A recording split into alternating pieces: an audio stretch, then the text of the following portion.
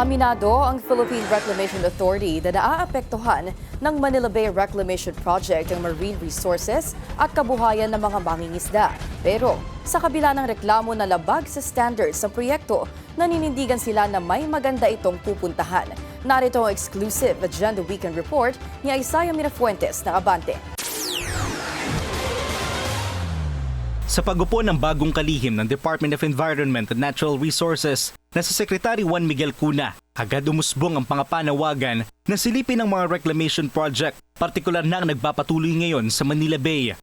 Ayon sa grupong pamalakaya, nabiguraw ang dating opisyal ng DENR na protektahan ang marine resources ng Manila Bay. Eksklusibong napasok ng Billionaire News Channel ang kasalukuyang reclamation project sa Manila Bay. May dalawang bahagi ito, ang Pasay 360 at Pasay 260 o ang Pasay Harbor City.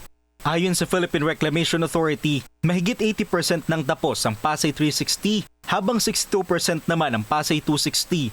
Targetin raw nila na matapos na ang pagtatambak ng lupa ngayong taon. Sa kabila nito, aminado ang PRA na may epekto sa kalikasan ang pagsasagawa ng reclamation, pero hindi raw nito pinatay ang mga yamang dagat.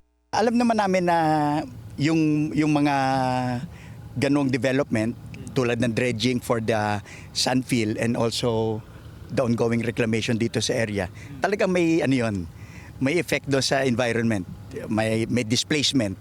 Actually, displacement lahat yan eh. Hindi mo naman pinatay yung isda except that nataboy mo. Giit nila, pumasa rin daw sila sa environmental and scientific test. Sa kabila ng negatibong epekto nito sa kalikasan, pinandato sila na magsagawa ng mga alternatibong aksyon. We were required to do mangrove plantation within Manila Bay, pwedeng sa Bulacan area, pwedeng sa Cavite area, ganon. So yung mga minimize namin yung naging effect. Alam rin daw ng PRA na may ilang mangingisda ang naapektuhan ng proyekto, partikular na sa mga lugar na pinagkuhaan ng mga buhangin dahil nabawasan ng mga isdang huli.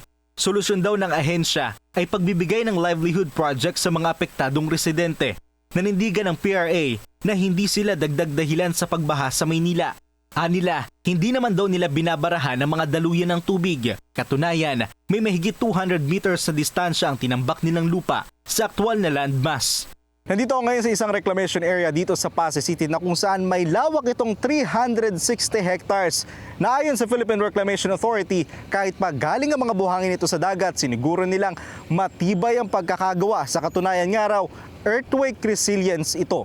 Bahagi ng public-private partnership ang reclamation sa Manila Bay. Walang ginastos ang gobyerno rito.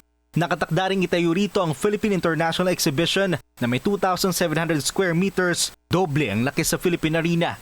Eksklusibong nakuha ng Billionaire News Channel ang actual plan para sa reclamation area.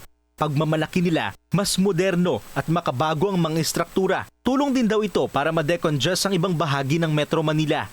Pero ang pangarap na ito, ayon sa PRA, taon pa ang bibilangin bago maisakatuparan. Para sa Agenda Weekend, Isaiah Mirafuentes, Abante.